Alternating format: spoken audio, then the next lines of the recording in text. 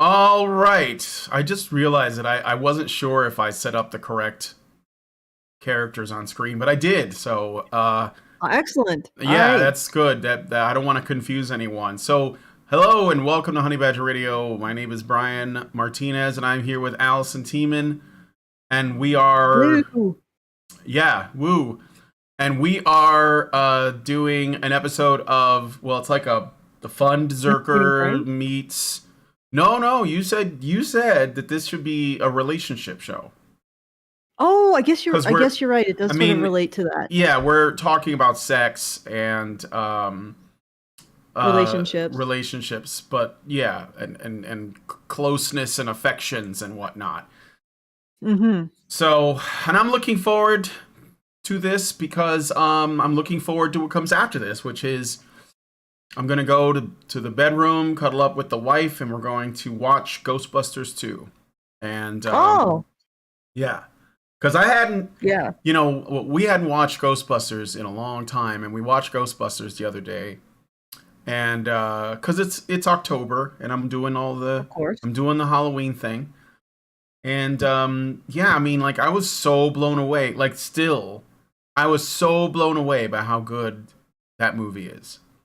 The original Mm-hmm. Ghost, it's one of those, like it's timeless, it's endlessly Mm-hmm. quotable, and Mm-hmm. it's just really like you can tell that everyone involved was just in love with what they were doing. With the idea of it, yeah. Yeah, that's what I'm You don't saying. see Like that. you don't see that same passion anymore, right? You get that very rarely. So I don't know if Ghostbusters 2 is the same, but it doesn't matter. I know it's a solid movie. We're gonna watch it, so pretty Mm-hmm. excited for that. Sounds like a great evening. A great Halloween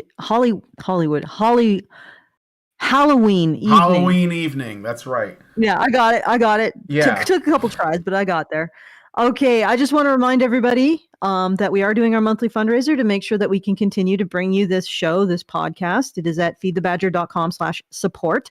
Please do go there. If we don't get something by the half hour, I will do some arm twisting because, yeah, we got bills to pay. I don't want to have to, not stop doing this because that would Hmm. mean a lot of bad impact in our lives, and also I think in the lives of the people who enjoy listening to us and feel like we talk about the issues that they can't talk about anywhere else. So once again, that's feedthebadger.com/support. We exist because you open up your wallets each month and put a few shekels in and make sure that we do continue to exist.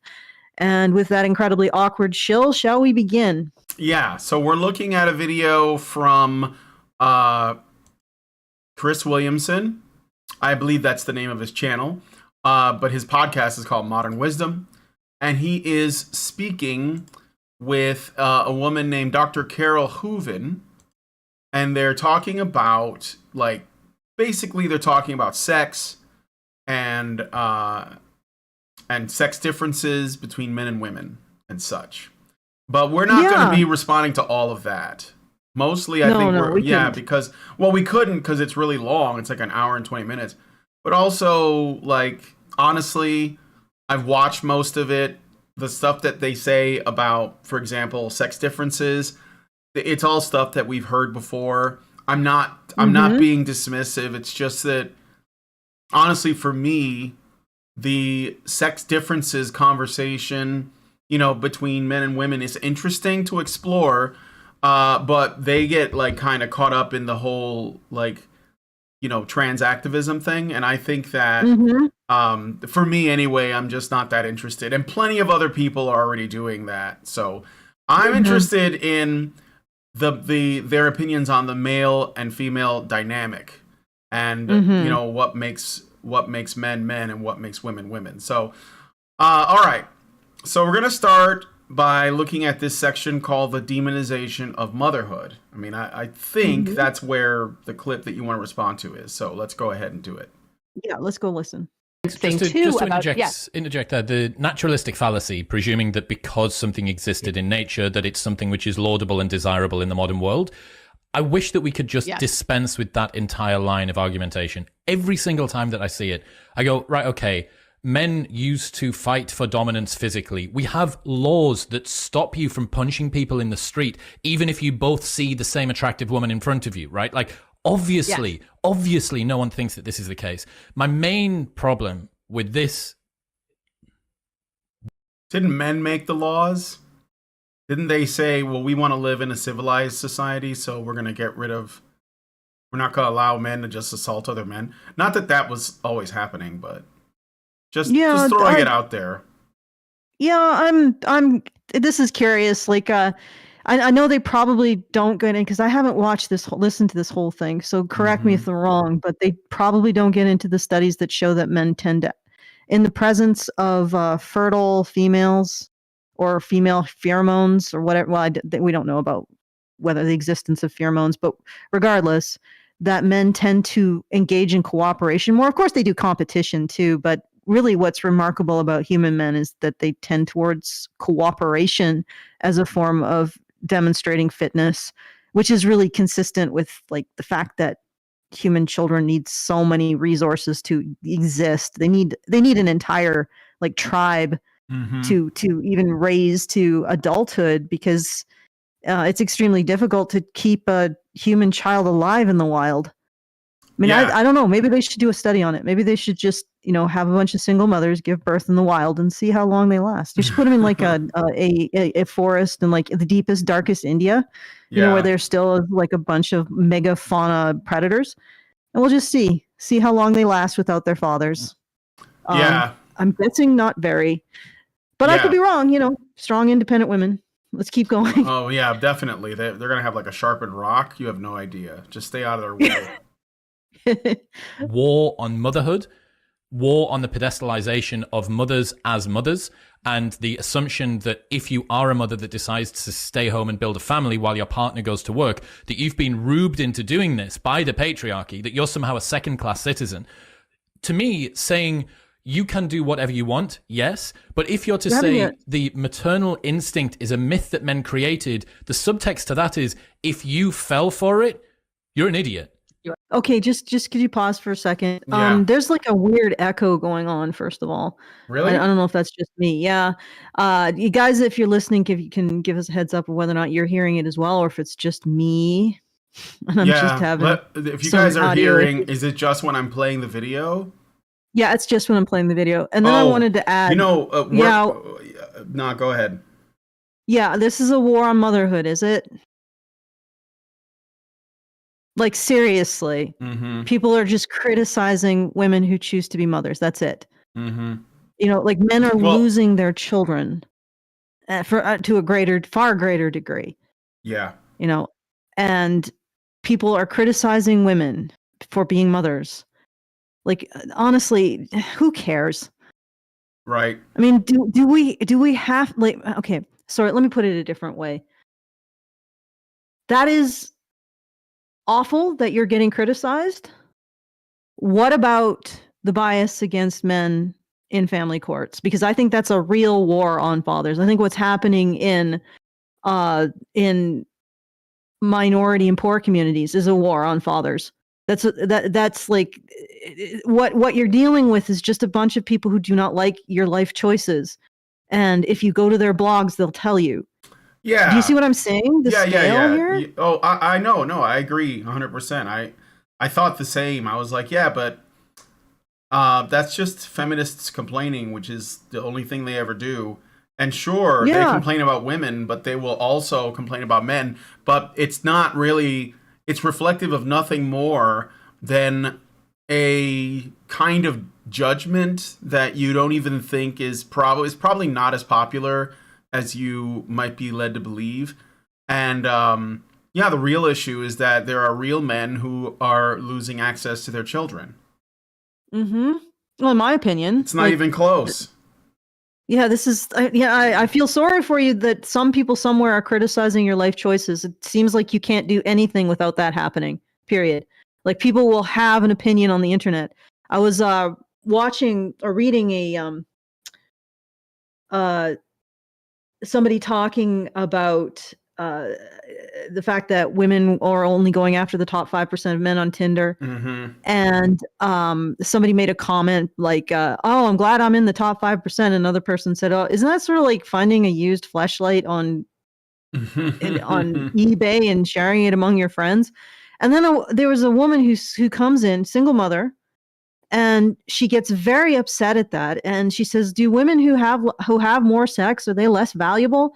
And someone posts a graph showing that if a woman has 0 sexual partners before marriage, she's much more likely to be in a stable relationship in the last 5 years.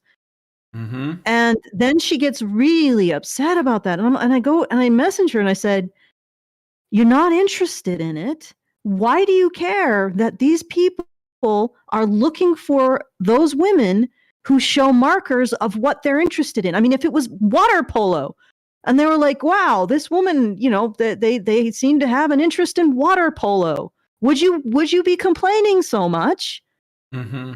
Like, I don't understand it.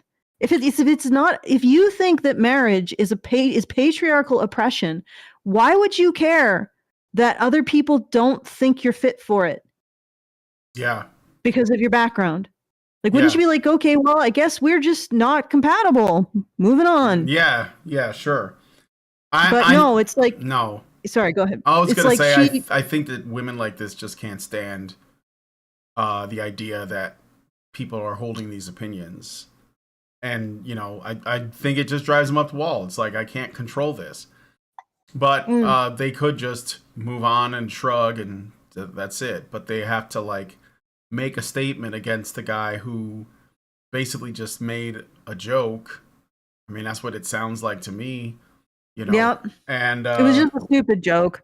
And she got really upset over it. But it's like, well, if you don't want to have a long-term relationship, why do you care if you're showing the flags of being valuable for a long-term relationship? Mm-hmm.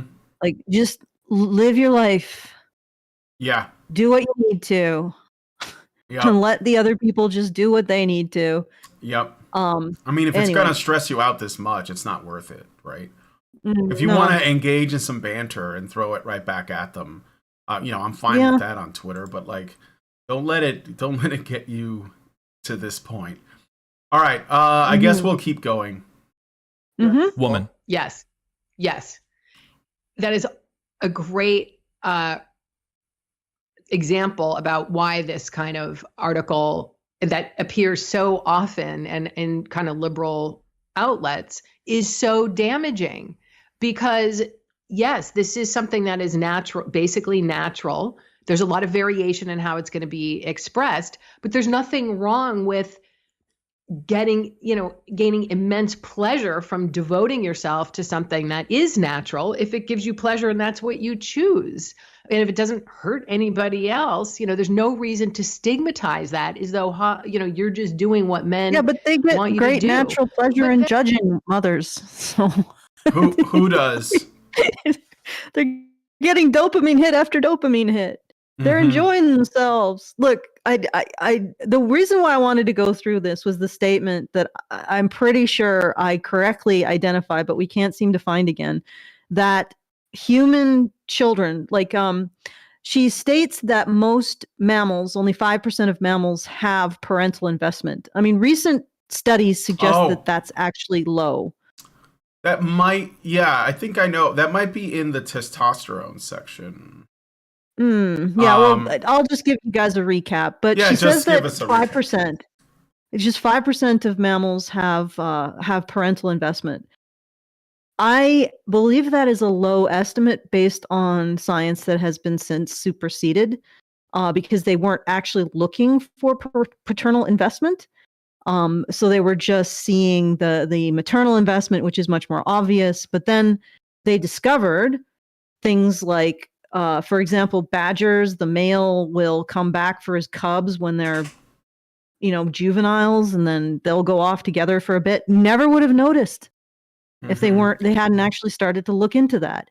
So that may be that the paternal investment of mammals is a lot higher than we were expecting. The other thing is that humans are definitely biparental. That means that both male and female parents invest in their offspring. There's no getting around that. We are that way.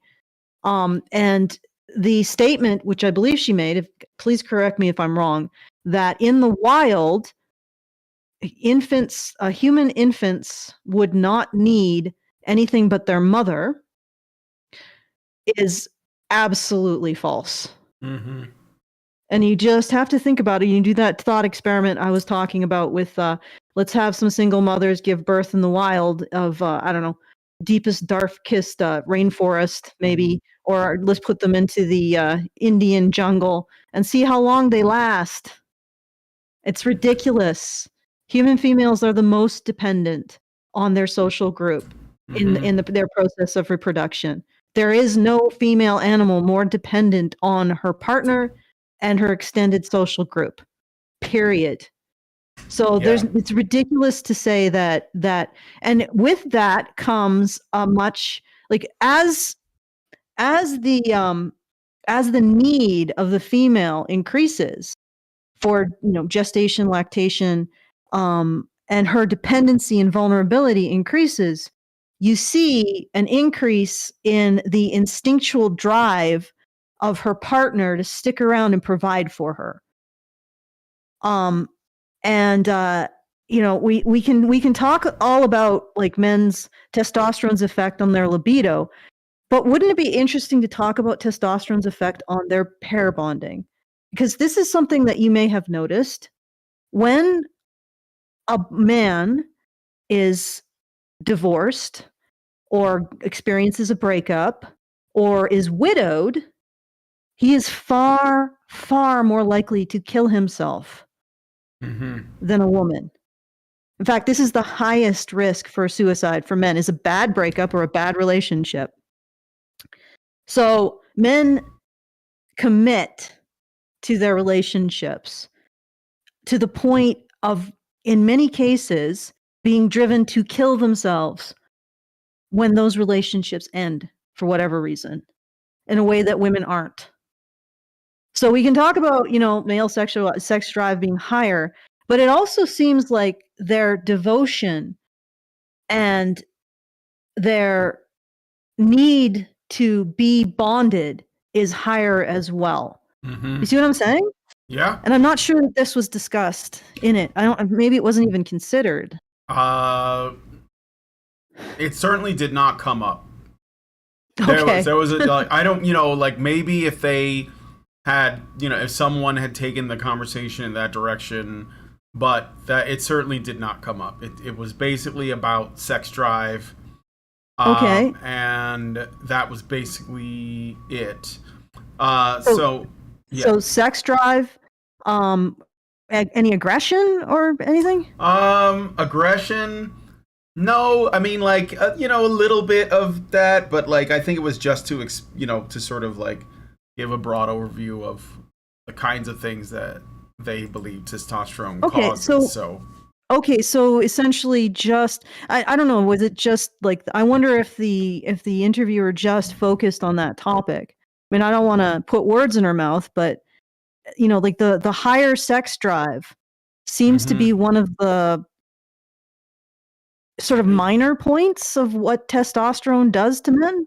Isn't it more interesting that it makes them status seeking, generous, and cooperative? And encourages a higher degree of mental and emotional devotion to their partners. It's just, maybe this is the next podcast and I'm just being a dick. But I don't know. I mean, I think that it's just you talk for an hour, and sometimes, maybe you even had it planned out to ask these questions, but you just sort of end up riding the wave. No, I got you. Yeah. So here are the other sections. So there's the demonization of motherhood, which we're looking at now. Why do we have testosterone?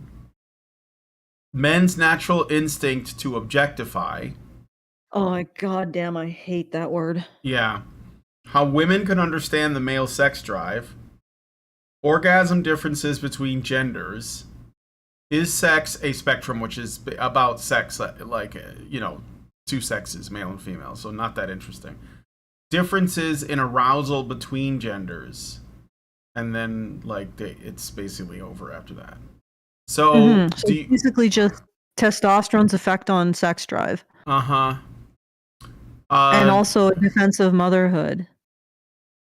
Yeah, it's a section called the demonization of motherhood, essentially trying to again address like the feminist rhetoric around that, but like, I mean, who cares? Is how I see Well, it. here's the other thing. Like I think there needs to be a middle ground between rejecting the feminist demonization and going 100% full bore into the stereotypes about men, if that makes sense. Or this idea that, well, even using the term objectification, like, I'm pretty sure from what I remember listening to this, she was talking about how men innately objectify women using the feminist term objectification, which isn't really scientific, by the way. There's no indication that people objectify. In fact, there is a mental illness or a mental disability in which people regard other human beings as objects. It doesn't make them violent or oversexed. It just makes them socially paralyzed. Yeah. Because they can't see the mind, and they just sort of, they will pick another person's hand up and move it, and they just it's like it is a social disability.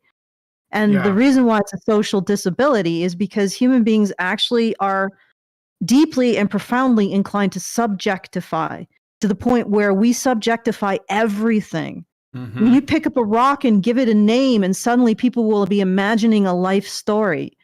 So the term objectification is meaningless demonization on its face. The only reason people use it is to demonize men's sexuality and to deny its reality. So I mean, not a fan of that word at all. Yeah. Go ahead.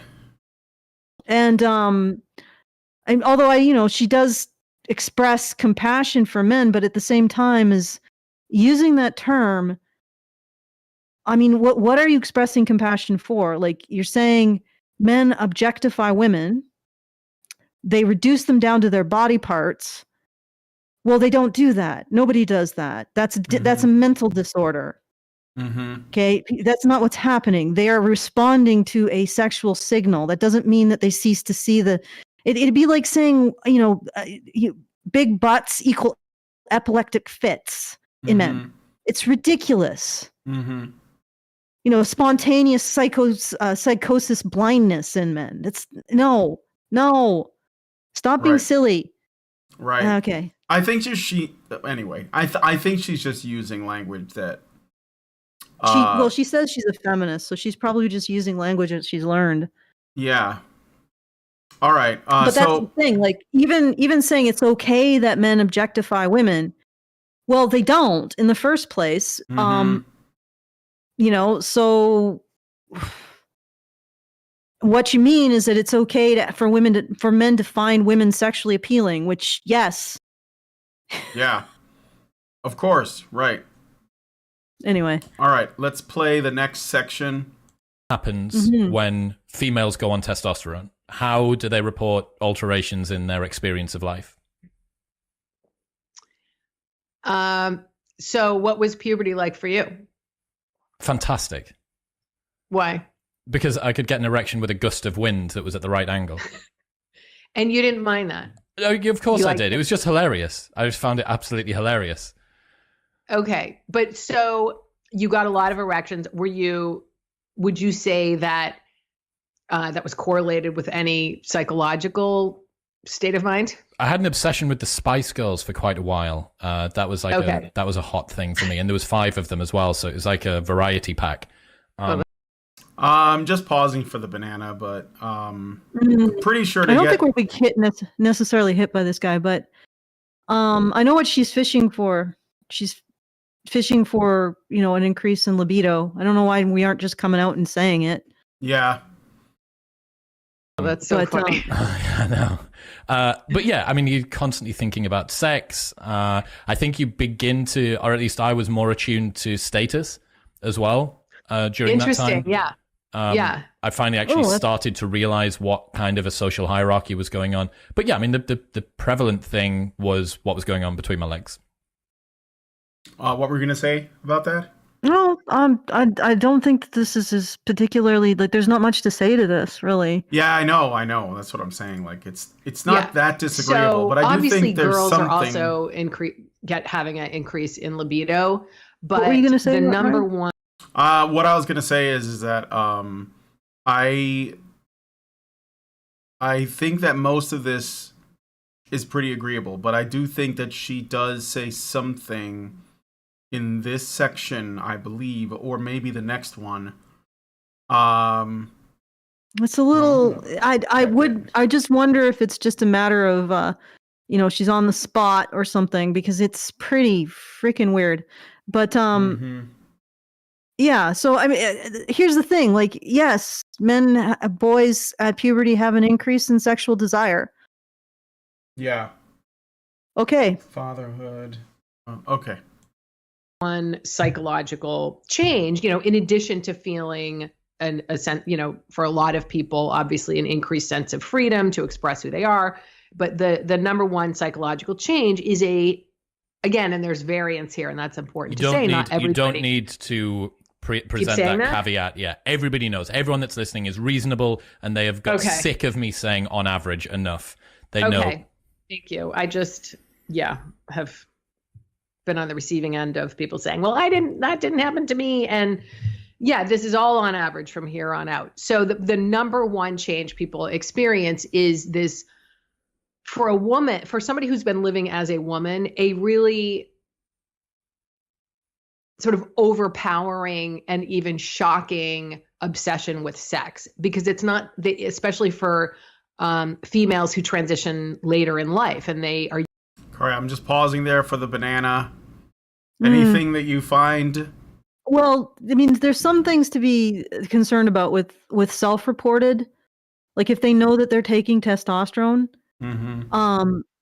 because there are studies that were done on women, for example, in status games, where you have to give an offer, and what you want to do is maximize the likelihood that somebody will, if you're interested in status, you maximize the likelihood that they will accept your offer. So you give generously, or maybe you're just a generous person. I don't know how they distinguish between the two, but regardless.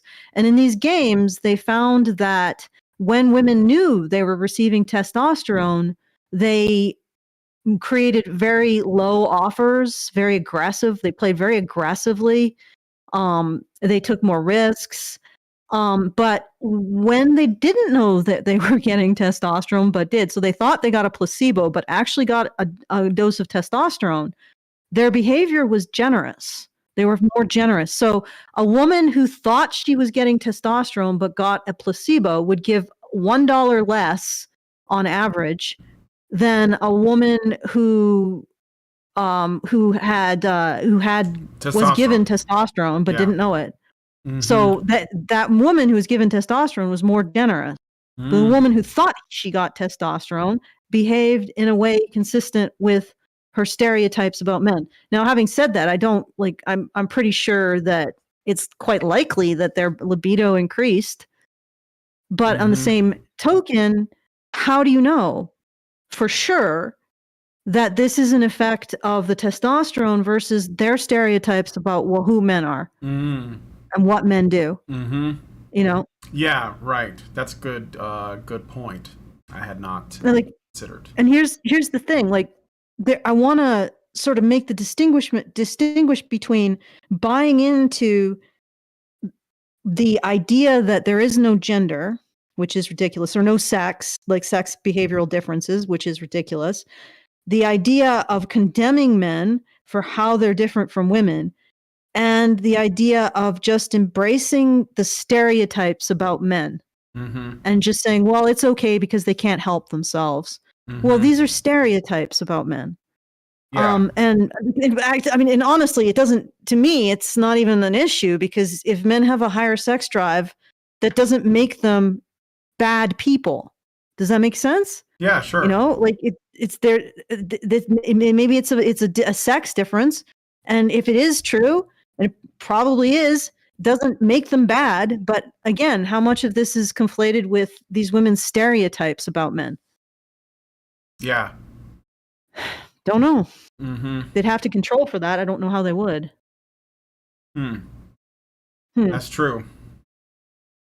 Are used to being the target of sexual, intense sexual desire. And even a lot of these people are lesbians, and they have resented the way that men have looked at them or looked at their breasts. Obviously, a lot of women do resent that.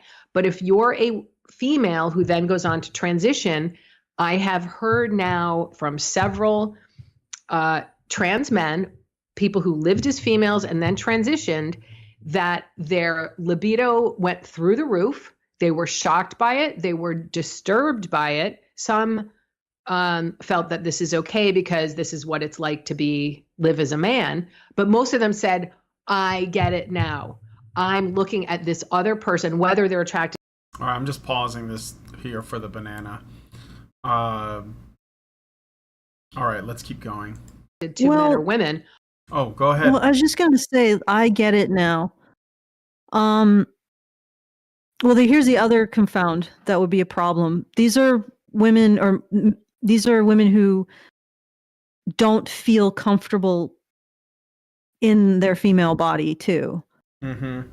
So, I mean, that's gonna add a difficulty to all of this as well. But are they not drawn to female bodies, just not theirs? Yeah, I would imagine if they're lesbians. Yeah. Well, the other thing is that I mean, what she's saying is interesting, but the studies that I've seen about eye tracking, at least one of them says that men tend to look at faces and women tend to look at body parts more. At least with women. Mm-hmm.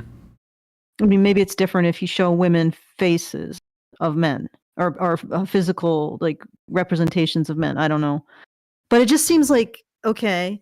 So I don't know. It seems like this is again really freaking stereotypical. And honestly, I wouldn't be surprised if it's absolutely true.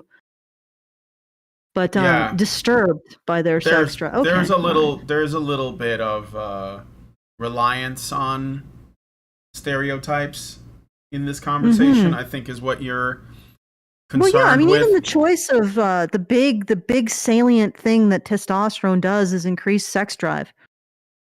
Really, not cooperation. Right. Because I'm pretty sure that your life is facilitated more by the cooperation of men than their sex drive. Well, maybe both. Anyway. Well, I don't think they're not linked. All right. Okay. I'm attracted to their butt. I'm attracted to their boobs. I can't stop thinking about their body parts. And they described having a change in their patterns of attraction where when they were living, and I'm not even making this up, it sounds like such a stereotype, but when they were living as women, the target of their attraction was a whole person. It was much more about the whole human being in relationship to them. And then on male levels of testosterone, it was like more objectified. And the target of their sexual attraction was more objectified. It didn't prevent intimacy, but there was a whole other aspect to sexuality that opened up. So that is the number one thing that people have said. And they said it gives them a huge amount of insight into men and empathy for men. Because. All right. Do you have anything you want to say about that? Well, it's hard to the thing is that to argue that is difficult because it's like, well, they have empathy for men and men's sex drive. Yeah. I never really didn't as such, but I guess the empathy is that it's something troublesome or something that it gives them an issue or that they respond in a particular way to, I think. Yeah, like they're uncomfortable with how they are seeing women, I guess. or they're at least then they see that and then they're like, oh, this is according to this woman. So I don't know how true it is, but this is how men see, beautiful women of the opposite sex. And it's not what I as a woman used to think. It's very, it's very different. But I guess like I am a little bit miffed by the idea that is like such a influence over men's perspective on women, because when if you look at an attractive woman but you don't you're not dating her, you're probably not going to, she's just like walking by, or you happen to see her like in public or something like that, men are gonna gravitate to looking at certain body parts if she's like putting them on display, right? They're gonna notice that, they're gonna put it, like record it, put it in the spank bank, right? But I don't I don't know about this like craving that she's trying to describe, where men are like, I gotta have that. I don't think that happens. I think that most men are pretty restrained, and occasionally if one gets up and tries to holler, then that guy's the rare. I think that's a rare breed, and actually I think that a lot of men might even find doing that to be a little bit rude. Like, I don't know. I mean, maybe they're overly considerate of women, and that might not be like some natural thing. That might be a condition of the way we've been socialized. So yeah, like I said, I found this a little bit like the assumption here is that an increase in sex drive means that it reduces everything down to just sex. So in other words, if men's sex drive is increased, by definition, they are less interested in the psychological or social aspects or emotional or right. And I think that's not really warranted. So the way that I there was one young man I talked to a while back, and he described it like this: like it would be a situation where this very attractive woman was totally no strings attached, none whatsoever, and they were just about to have sex, and she gets like whisked away into the fifth dimension by aliens. And the fact that he has experienced that no strings attached desire, like she is into him, she wants him, so she has to have him. He's experiencing that desire. Even though the sex act doesn't take place, he's gotten most of what he wants, which was to feel that no strings attached desire. And what I mean by no strings attached is just that, that basic want for another human being, to engage in that kind of intimacy. Yeah. And even if the sex didn't take place, he would have still gotten that, is what he was getting at. And he's like, that's pretty much all that I want, is just that feeling of being desired. Well, in order to get that feeling of being desired, you have to recognize the person desiring you has a mind. So this is where I would start asking, okay, what does this really mean? Like, does it mean if men have a higher sex drive, does that necessarily follow that all they're interested in is women's bodies? Or perhaps their higher sex drive is compelling them to be even more interested in women's consent or women's desire. I mean, let's just look at the issues of consent for a moment, right? Men who are not attracted to women who desire them, the rapists essentially, are very genetically distinct from normal men. They are absolutely 100% abnormal. Okay, so their responses are totally abnormal, to the point where normal men are repulsed by them to a degree that even straight men, I don't think, are repulsed by gay men. Like, so yeah. So this idea that the average man is so focused on a body absent its desire, I think it just doesn't follow. So because you can have a higher level of sexual interest, but that just compels greater motivation to get their consent or get their desire, to make that woman desire you. Yeah. And that is what you're after, is the feeling of being desired by that woman.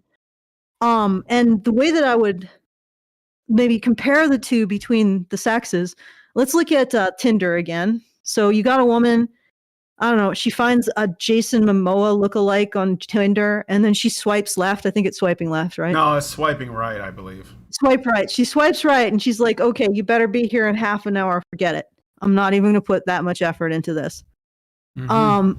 And you tell a man, okay, in order to smash, you will have to climb Mount Everest. Mm-hmm. And a man might actually be, I'm horny enough to do that. Yeah. It's like the pressure, the desire for sex, or the desire for being desired, is so much greater. Men will make more effort to get it. So there'll be more levels of abstraction. So men will tolerate things like sitting in a cubicle and hitting a freaking keyboard for 12 hours a day to get a symbol, to acquire large masses of a symbol that may make them more attractive to women. So that's might be what's happening with the higher sex drive, is that it just allows men to tolerate more steps before they get what they desire. Whereas maybe women don't.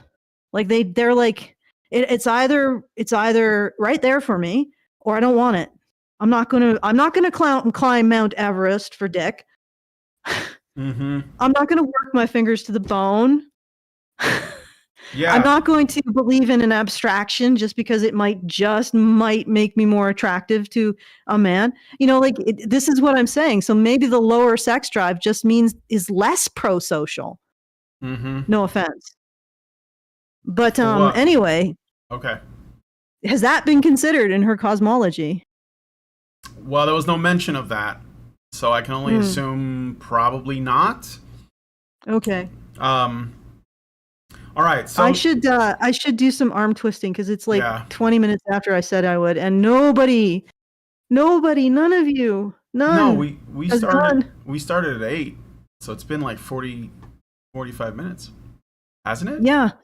Yeah, but I'm saying that nobody has gone okay. to feedthebadger.com/support and put a few shekels in the hat, so we can continue to do content like this. And just take a moment to go there, even if you can only give $5. I mean, I don't even want to say even if you can only $5. If you're sitting there with your $5 saying, well, what's the point? No, there's a huge point. Every bit helps. Every bit is the $5 it gives us over the top. But you have to do it. You have to, because otherwise we will not be able to bring you this scintillating content, questioning everything, questioning the questioners and the questions of the questioners. Okay. All right. That's feedthebadger.com/support. Sounds good. Indeed. I have some Super Chow stuff. Oh yeah, that's another thing. If you want to send us a message, go to feedthebadger.com/justthetip. So Zerank says, see chat for $2. Thank you. And he says, isn't the idea of a man desiring a body with no mind somewhat emblematic of a kind of necrophilia? I mean, you could frame it that way. Yeah, sure. I don't know if that's really what people mean, but I think if we're very, very charitable, it may just be that, this is a podcast. She's on the spot. She's trying to articulate things, and some things were lost in translation. I would say some very important things, but it just sometimes you don't clearly articulate what you're gonna like. I would never know that kind of thing. Yeah, I don't. No, that never happens to me. I disavow. I'm not describing myself at all. But yeah, she's no, so she might just might have been lost in translation. I mean, I appreciate the fact that she does express considerable compassion for, and I can sort of grasp what she's getting at. Like maybe it's just a matter that the sheer level of frustration, especially in a situation where men aren't clearly like, if men have this ability, like they have a heightened sex drive and they are willing and able to do a series of steps, like, have you ever seen the crows, right? Crows are really freaking smart. They can get a tool that then gets them another tool, then they can use to get food. Have you seen that? Yeah. And maybe that heightened sex drive in men translates to, I'm going to engage in this social activity that isn't immediately obvious as sexual or reproductive, but it increases my status. And as a result of it, I'm going to be more desirable to women. And maybe there's an aspect, there's an expression of male nature that's just being totally frustrated in our society because of how we discuss all of these things and how we seem to not want to, like, when I go into these discussions about how men aren't owed anything. Yeah, but then they don't owe society anything either. And they're not going to benefit. Like, there's a certain amount of quid pro quo. And the frustration is that men don't have a clear path to becoming desirable, is what I'm getting at. So I can see the frustration being like, oh, I want this woman, but there's no way to get from my desire to develop her desire for me. And there used to be, like, before, if a man had a good job, he was desirable. You know? Yeah. If he was, if he was devoted, he was desirable. If he was a Christian man and he was, charitable and modest and all this, he could be desirable that way. But now there doesn't seem to be a framework for men to develop women's desirability through their actions. Like, there's no clear framework. And one of the reasons why there doesn't seem to be is because there's all these people. If there is a clear framework, they'd be saying, oh, but men aren't entitled to women finding them desirable. Right. Well, okay, then maybe the entitlement isn't the issue. It's just that, well, then there's a lot of frustration. There's going to be a lot of frustration in men. You see what I'm saying? Yeah. Yeah, of course. And maybe that's what she's trying to capture, is the frustration of needing, that, but not having any outlet for it or any way of, and then women just become this frustrating puzzle that you have no idea how to get into, I guess. All right. So I got some super chows and super chats again. I was going to read the super chows, so let me do that first. Ironic gave us $5, and this is from yesterday, midnight almost. So, and Ironic says, in response to the Ezra Miller story from Nerdcast number 5, the Flash was the moral pillar of the Justice League cartoon series. It's ironic that the character is portrayed by Miller. All right, thank you, Ironic. Sorry for, that is sort of ironic. Yeah, it is ironic, but you sent this pretty late at night, so I'm just reading it now. Happy Halloween gives us $5 and says, Halloween is here. Afterwards is November, last to December. Don't forget that Men's History Month is coming up as well. So ooh, we should do something on Men's History Month. Like, what we'll do is we'll do a show. We'll do like a short, and we'll be like, this is Men's History Month. It's basically everything. Happy Men's History Month. It's basically everything. Oh, man. Okay, so in Super Chats land, the Yellow Devil gave us $3 and just sent what appears to be a little green bird giving a really big thumbs up. So thank you, Yellow Devil. It's a little animated GIF. And then Real Raven 2000 gave us €8 and says, I would be genuinely interested to your reaction, but you cut the talk off way too early as usual and react to what you imagine they might say later. Well, if you have a specific part that you want us to respond to, maybe you know the time code or something, But I will play a little more of this. I think that I would also be interested in getting to the post nut. Oh no, this is not what we're imagining that they're saying. This is we've already watched this, so we know that that is what indeed they're saying. Mm.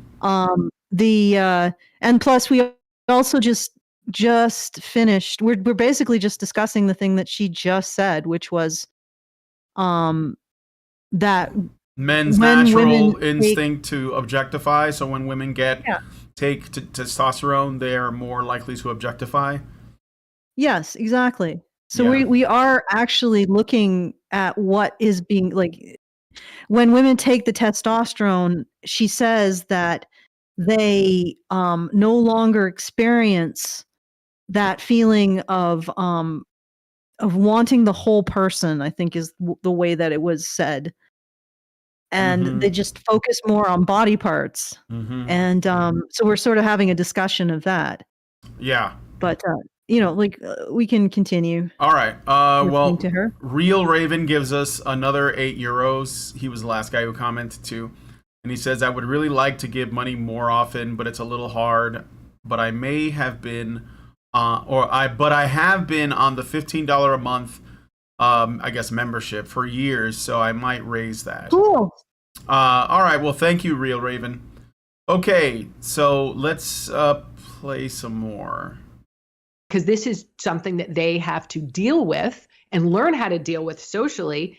And women are just like, think that guys are just being assholes when they might look at their breasts or something. And yes, guys should not stare at women's breasts in ways that make them uncomfortable. But it is something that women don't really understand, because we're not like staring at guys' penises or something a lot. Like, that's just not a thing. And that's why men don't wear clothes generally where their outline of their penis is showing, because we don't really want to see that. I would guess my very small amount of exposure to the gay cruising scene is that men do tend to wear outfits that allow themselves to be objectified more easily. That is right. That's right. Because that's what men want. They know their market. They know the market. Yeah, it's not what women want. And go ahead. Cod pieces. It used to be a thing.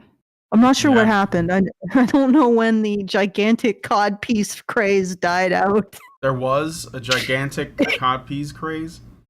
Yes, in our past. I remember Cameo. Not in living memory, okay? No, that was Cameo. He wore a codpiece. Yeah, but okay. There was what? Tell your mama, your sister, piece? And your what? Okay, I'm gonna find the I'm thinking like the 1500s cod piece. Yeah. I know what you're getting at. I'm saying like they did try to bring the cod piece back in the 1980s and 70s. Okay. It was important a fashion item of European clothing, 15th, 16th century, where they had gigantically prominent cod pieces. I don't know what was going on in the 15 and 16th century, but apparently, the cod piece was in. Apparently, it didn't come back in forever, but there was a century where penises were on display. Yeah. And then I guess Roman times, but this is just historical stuff that I guess doesn't have anything to do with today. Yeah, not exactly, unless again we bring him back. Real Raven again gives us €12 and says, I found the thing about seeing the women as obstacles to their bodies. I elaborated in chat. I'll have to scroll up and find it. It's easier in the homosexual space as there is less of a power difference. Or is that how it's described? As a power dynamic? No. Well, because there's less expectations. Like, it's just, I guess, more mechanical, maybe. You mean like gay men hooking up with other gay men? in like Yeah, some... it's more. There's no artifice maybe to it. Okay. Like there's no, like women expect more hoops to be jumped through. Yeah. Yeah. I do have a thank you to give. So Okay. we got $25 from That's like saying the sky is blue, the grass is Tominator. green. I hope that's not your legal name. Tominator 9000. Thank you, Tominator 9000. And if you would like to join him and make sure to support the show so we can continue to create this unique content, please go to feedthebadger.com/support. And like I said, every bit helps. Every bit is the $5 that got us, the last $5 that got us over the line and made sure we are able to continue next month. Well, pay off this month and move on to the next. All right. So let me think here. Gay men. Yeah, it's just like the match in libido, I guess, is much closer, perhaps. Mhm. So there's no need to play the dance. Yeah. One would imagine. Yeah. Okay. All right. I'm gonna jump ahead to past this bit about objectification. Unless should I keep playing this? Well, which are you going to go to the differences between men and women's sex drives? How women can understand the male sex drive is the next one. After that, I mean, I could do that one. And then there's like orgasm differences between genders. Sure. We can look at the post-nut clarity, which... Yeah, I'm kind of curious. I'm probably not going to have a heck of a lot coherent to say about not being male. Yeah. Women can appreciate what sex drive is like for a man without going through a short course of testosterone and getting jacked at the same time. I think in writing the book and just talking to so many men, I mean, it has taken a huge amount of work for me. I always do this. I get very emotional about this. And I've been, some people have given me a hard time for that because I'm not being a good feminist or something. I'm not man hating enough. Shame on you. No, but I mean, it's okay. It's funny. It's about sex, but it's also kind of tragic because I feel like this is what nature, these are the ways that nature has shaped men. It's easy for women to, and I understand, and I have been angry myself about the way that men sometimes behave. But this is, wait, like, here's the annoying thing, is that there are plenty of studies that indicate that women behave in appalling ways too.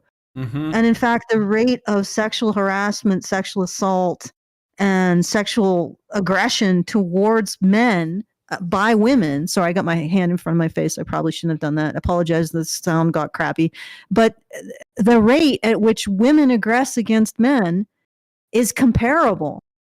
And we have enough studies now that you cannot honestly say that you can blanket say, well, men are worse. So Right. what you're saying is what?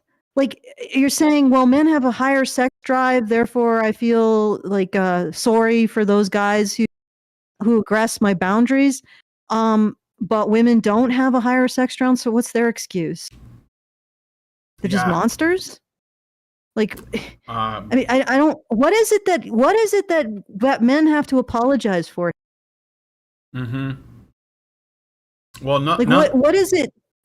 Nothing. Like it feels like she's constructing something that men have to apologize for, and they like you're constructing this thing, and then you're saying, well, but you don't have to because I understand why you're so awful. Mm-hmm. Well, they aren't awful in the first place. Mm-hmm. Like if you get that out of your head. Like you stop thinking, oh yeah, men are so rapey. Men are so much more sexual harassing. And you get an honest look at the statistics and you say, well, you know what? Either women are equally as bad or alternatively, we just don't know. So we can't make the assumption that men are worse. Then what is there to forgive? Yeah. You know? I mean, what is there to appeal to the greater sex drive of men to forgive? Nothing. Because women do it too. Yeah, sure. That's all I'm saying. Yeah, I get it. Also, by the way, Chris Williamson drinking a Zevia. Those things taste gross. Don't ever drink those. They're sweetened What are with. they? They're sodas, but they're sugar free, and like Oh, you know, stevia. yeah, they're sweetened with stevia instead of like. Stevia is a little bit harsh. Oh That's a man, little. it really is. I mean, like it's the aftertaste is just too much. Like I can't do it. Well, I find that I it just destroys my stomach. Yeah, I mean, I don't like aspartame either. I think the closest thing is to like a good alternative. I'm not even sure, really. I was gonna say like maybe like some kind of milder sugar like fructose, but no. I mean, that's basically cheating. So, but Zevia or stevia, nah. I don't even know what did you ask me? Is it possible for women So no, I guess I do feel like I have an understanding, and you're going to laugh, but I had a dream when we're going to get into the dream now. This is the part. Yes. I was writing the book that I felt this kind of attraction. I think it was to a woman's body. Just like standing around in the kitchen. This was in the dream. And I, in the dream, felt like, how can I, like, she was just a problem standing in the way of me being able to touch her body. And I had to figure out, I was like so drawn to her body, and I had to figure out how to deal with her to get to the body. And it was a really strong drive. And I felt it only in the dream. And when I woke up, I felt like, oh my God, this must be it. It must be that women are almost standing in the way of men being able to have their bodies. Then I felt like I get it. And if that's what testosterone is doing, I feel bad for the men, because in the dream, I knew it. All right. I'm just pausing finish it. there. Finish it. Okay, I'm going to finish In the it. dream. Was wrong and bad of me to not pay attention to this woman, but it was like I had to have the body. And it was almost like food, and I was starving and I had to have it. And I just felt like, oh my God, if that's it, then I feel really bad for everybody judging. That is a nice summation. Men. It's a nice summation of what it's like. I think Really? the male sex. I don't think so, but Okay. I mean, so the summation is that the woman's mind is like the woman's desire, because it's the desire that makes her unlock the sexuality, the desire that makes her allow to touch her. It's the woman's desire is the obstacle. It's the thing that is in the way, rather than being sort of part of the reason why you would do it, which would, like the anecdote that I said of the young man who told me that story, is that the desire itself was the goal, not just the sexual act, but the feeling of being desired by a woman, of being seen as desirable. No strings attached. She just wants you. And I guess that's like, so what she's essentially presenting is that the necessity of creating desire in women is a nuisance to men. Yeah. And it would be much better if women didn't have minds. Like this would be a preferable situation. So I mean, if you had a situation where you had a choice, you would prefer a woman who didn't have a mind that you needed to generate desire in. Is what I'm getting from that. Am I wrong? Like, I don't know what they're getting at. But that is an interesting way to look at it. I mean, it's basically just like all of the content that we've made about men that should not have a mind. At least that's what I was thinking of. You mean like the condemnation of men's experience as being unique and important in and of itself? Yeah, and how we just we take away their Well, yeah, I mean, because if you look at like the what I've talked about, homosexuals who are androphobic, so people who like the male body, but have an intense distaste for the male identity. yeah, like Miles Klee, the guy that writes for Mel magazine. Yeah, I mean, he really does. He thinks that masculinity is toxic. He thinks that a male identity is hegemonic. Like, so it's all bad. So if a man has his own mind as a result of existing in a male body and in a male brain, that's bad. That the mind of a man is bad. The body is good. The mind of a man should disappear because that's illegitimate. Yeah. So yeah, I can see what you're saying. I'm just not so sure I'm convinced that men are thinking that eliciting women's desire is the cost, like rather than the goal in many cases. No, I don't think so either. I mean, yeah, like that's the her framing is that. Yeah. Yeah, sorry, go ahead. No, I was gonna say I think the thing that men want the most is consent. So, that would require them to treat those women as though they are whole people. So I don't see how her weird dream is in any way like describing the male experience. Yeah, well, I mean, here's the other thing. Her experience is of being a woman with a heightened sex drive if she was on testosterone at that.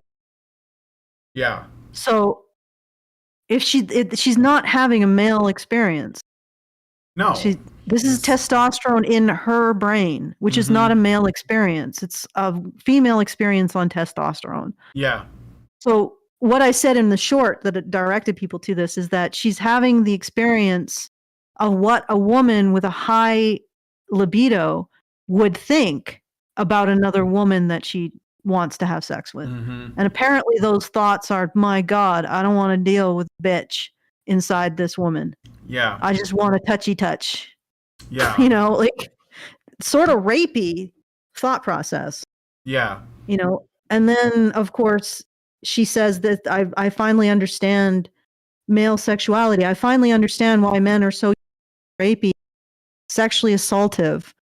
Well, they're not, but let's go with that. I finally understand why men are such bad actors when it comes to sex. Because I fantasized about not having to deal with a woman's desire or deal with a woman's hoops prior to having sex with her. Yeah. I see what you're saying. And it's like, yeah, it's like, really though? Like, that's what I was getting at when I was saying she's sort of constructing this thing that men need to be forgiven for.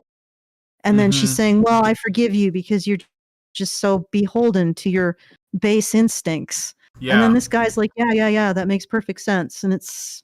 Yeah, no, I get you. Chris Williamson, gets it wrong, sometimes, so... Yeah. I think that he could be a bit agreeable, and I think that was the main thing, he couldn't push back. So yeah, he's probably just being a good host. And again, this could be just something that's lost in translation because, she's just talking impromptu on a podcast. But that's sort of how it sounds like. It sounds like that's how it sounds. Yeah.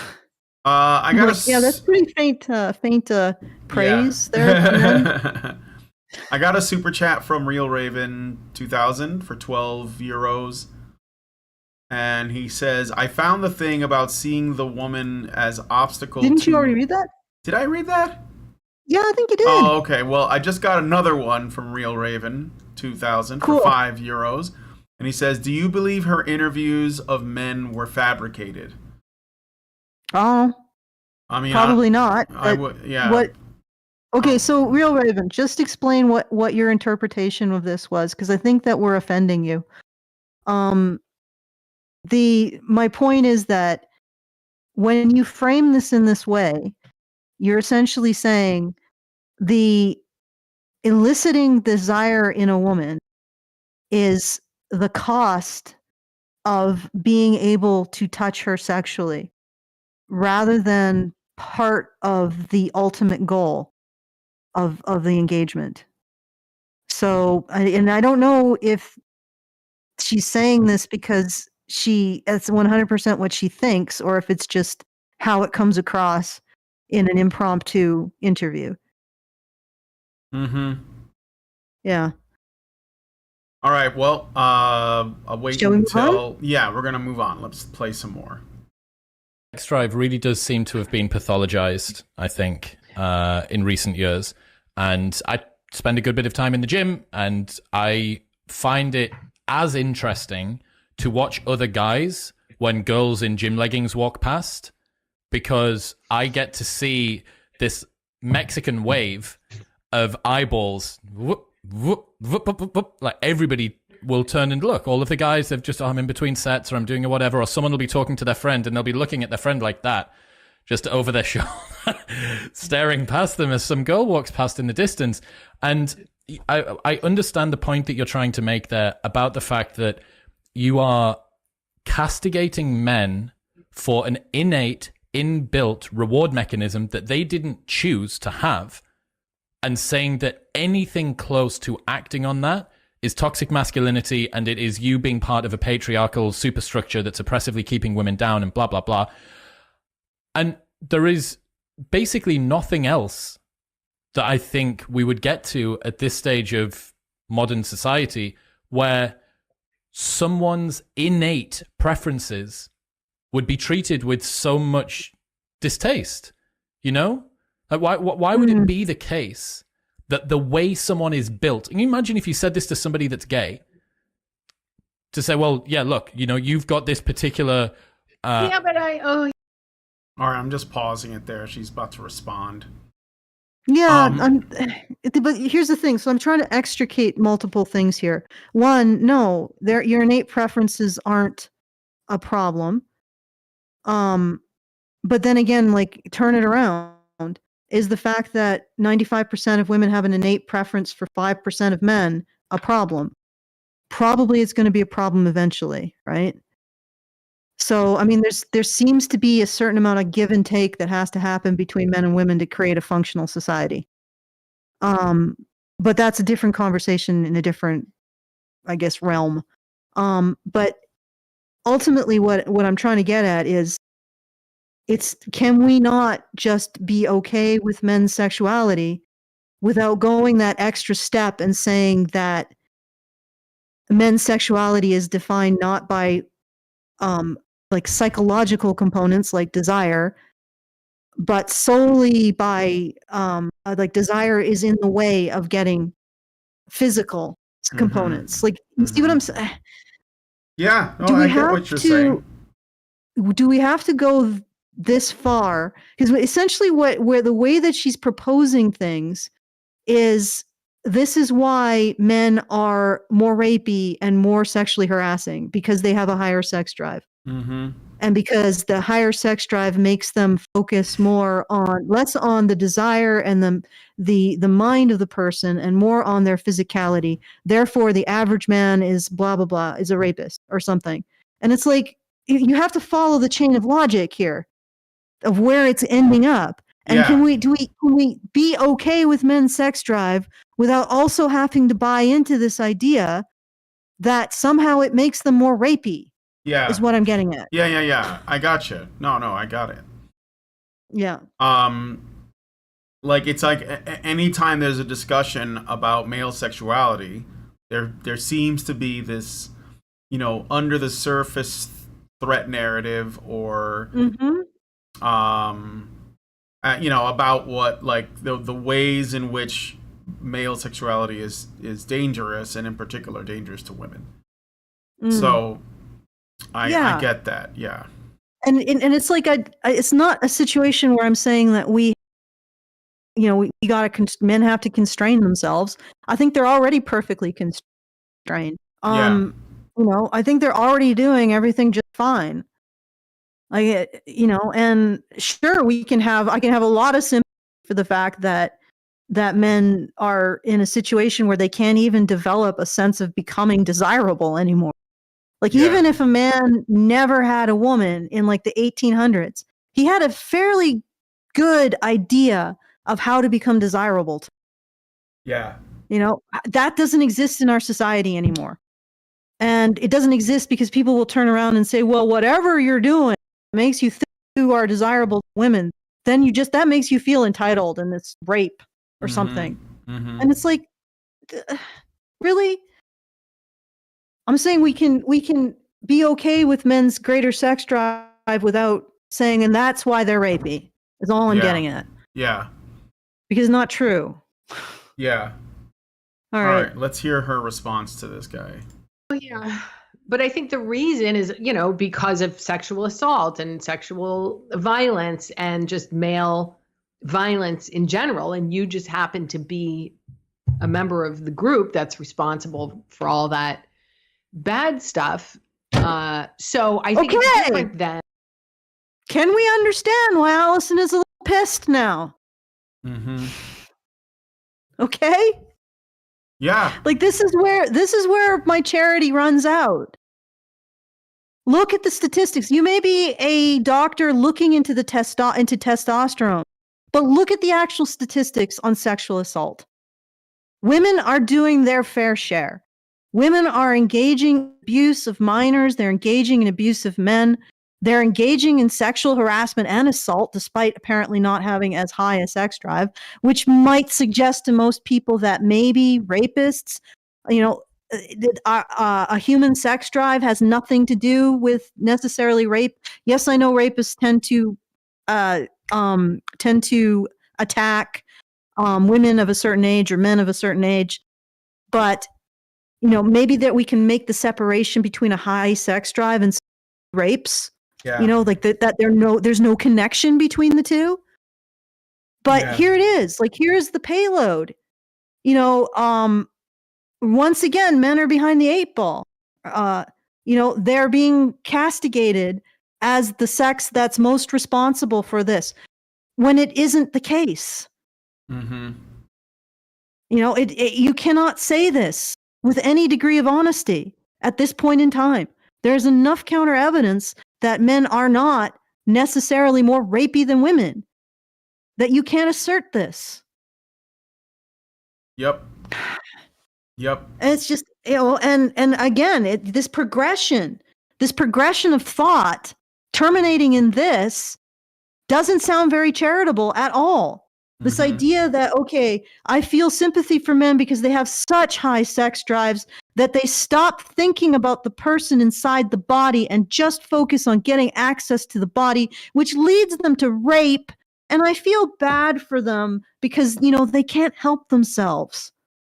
But I still want to have keep that position of moral superiority. Okay. Yeah. Anyway, let's finish it. Maybe she goes on total instinct or being gay, because it's, when taken to an extreme or if left unchecked, then we're all in trouble because it's powerful and kind of scary. However, any woman could have been born male. And so I don't see why women get to be so judgy, because if any of the women who are throwing around this term toxic masculinity, if they were born male, what would they do? How do they even know what it's like to be a man? They don't.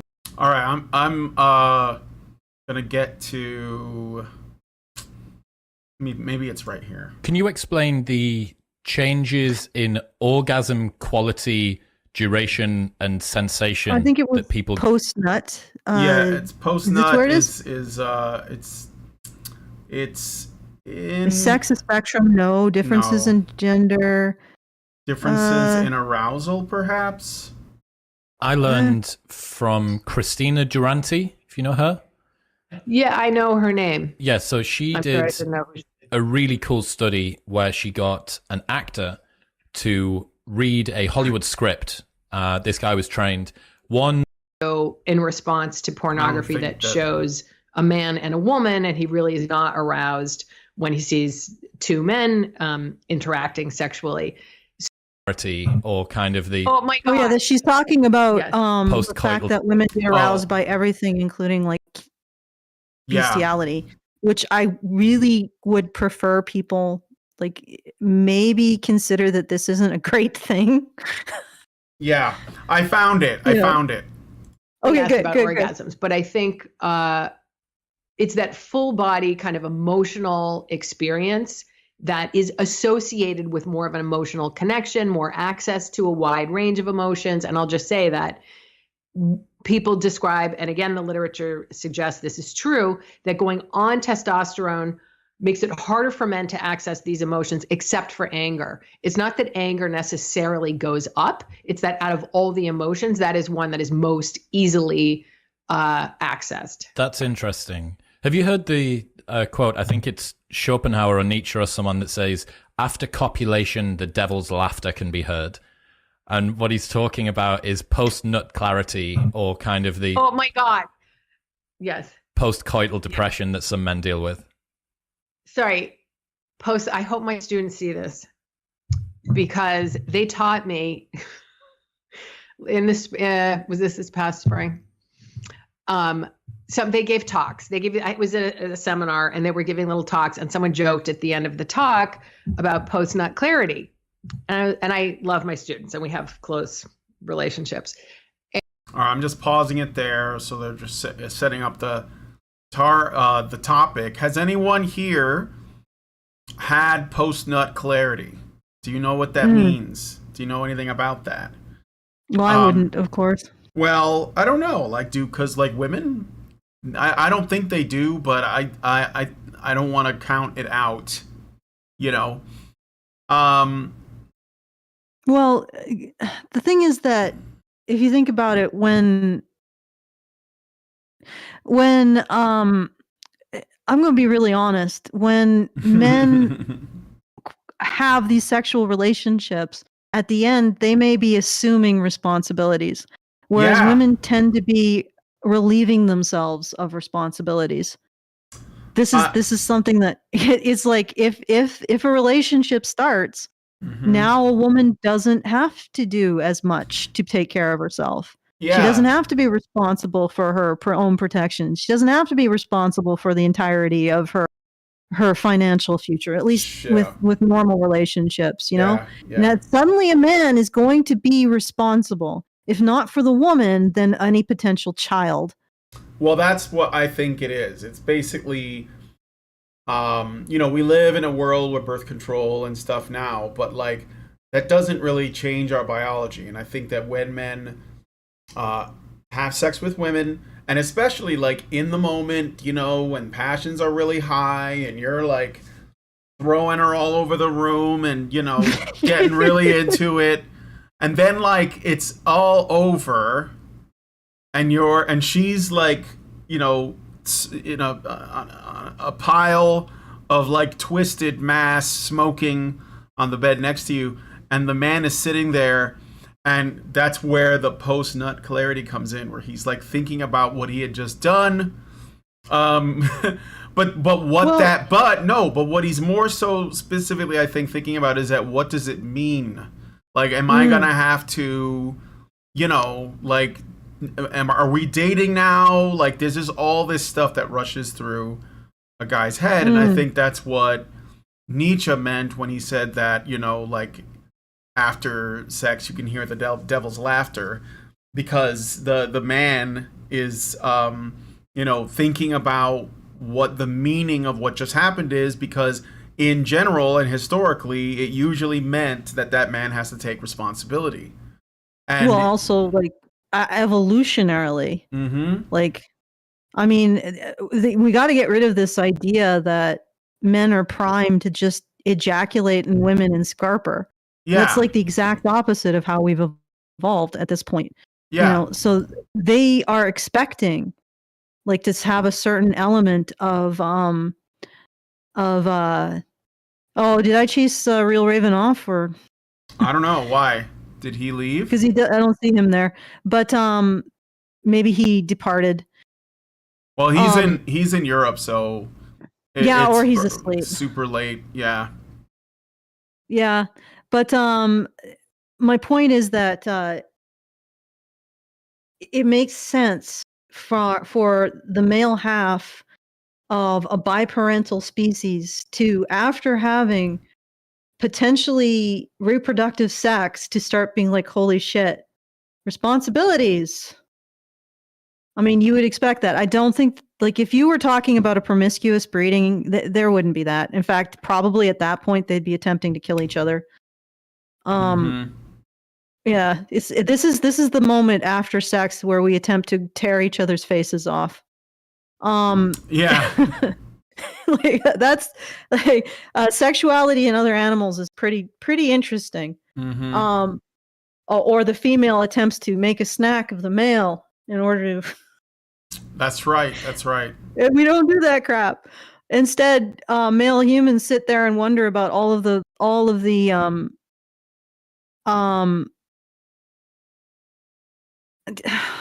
yeah, I guess Real Raven is upset because he's sending more super chats. I know. I see. I'm not really sure yeah, like what this one means though. So I don't know if he's directing it at me or you or this woman. Probably me, because I was getting upset at like this objectification, because objectification is constantly being used wrong.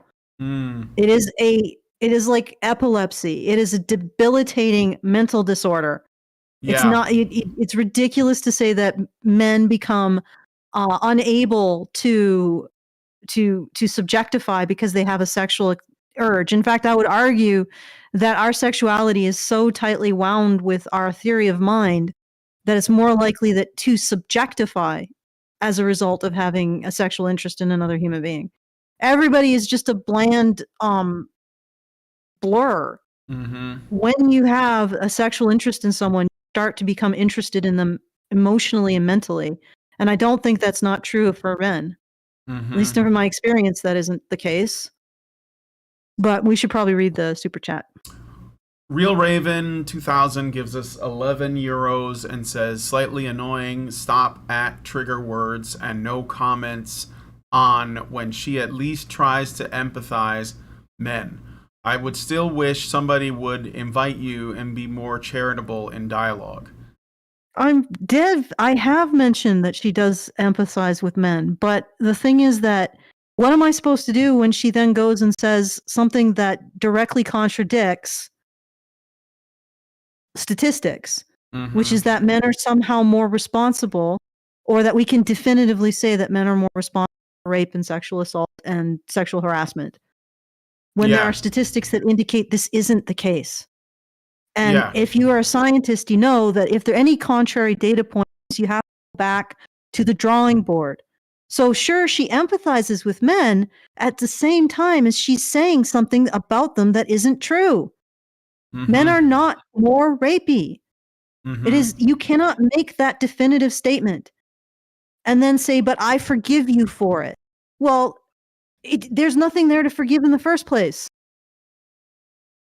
And I don't think that's just focusing on buzzwords. That is what she said.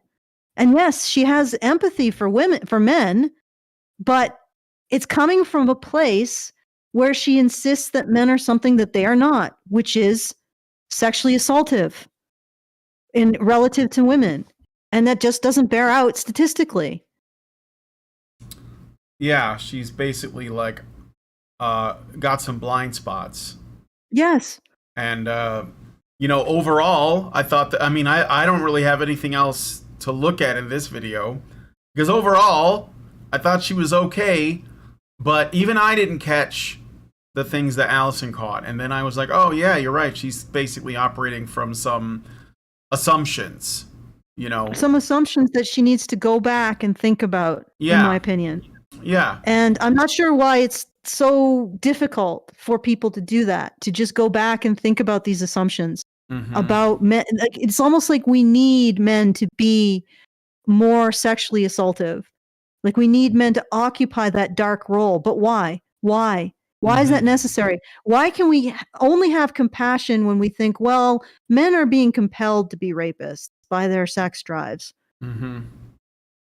Really? Yeah. Okay. All right. I think All right.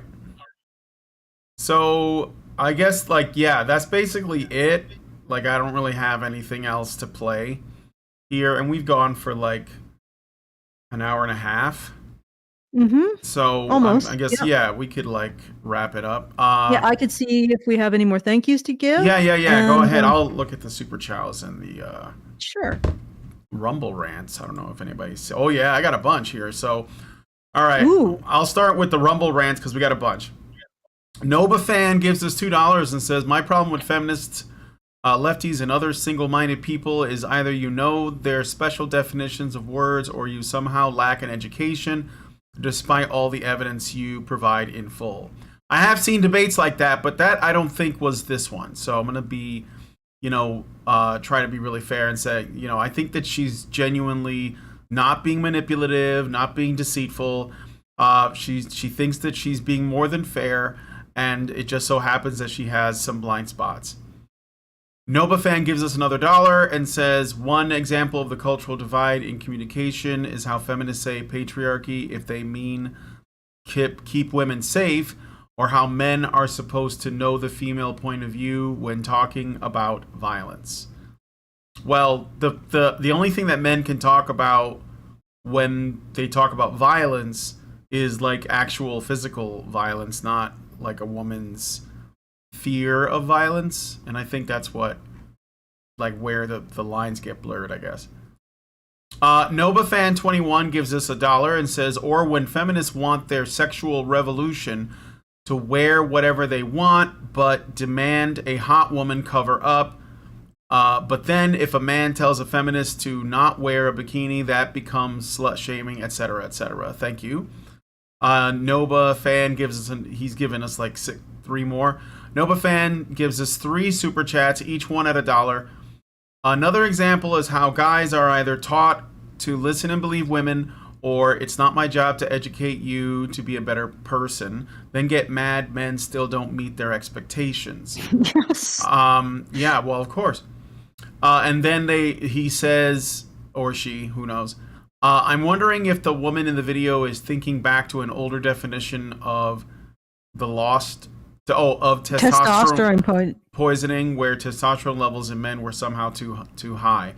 Well, they weren't, and testosterone poisoning was basically just like the precursor to toxic masculinity. Noba fan then gives us one more $1 and says, "Feminists judges hetero male sexuality in women's bodies. Also, feminists ignores women with big dogs until they can use it for their agenda." Mean like actual dogs?